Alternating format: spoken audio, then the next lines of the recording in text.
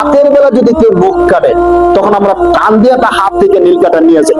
তুমি রাতের বেলা নখ কাটতেছো, রাতের বেলা যদি নখ কাটে হায়াত কমে যায়, অমঙ্গল হয়, সংসারের মধ্যে মঙ্গল আর আসে না।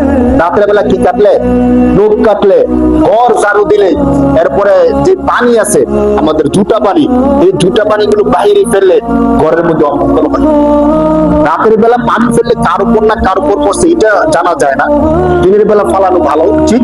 বাকি কেউ যদি এ বিশ্বাস করে যে রাতের বেলা নখ কাটলে, রাতের বেলা ঘর ঝাড়ু দিলে, জুতা পানি বাইরে ফেললে অমঙ্গল হয়, তাহলে শিরক হবে।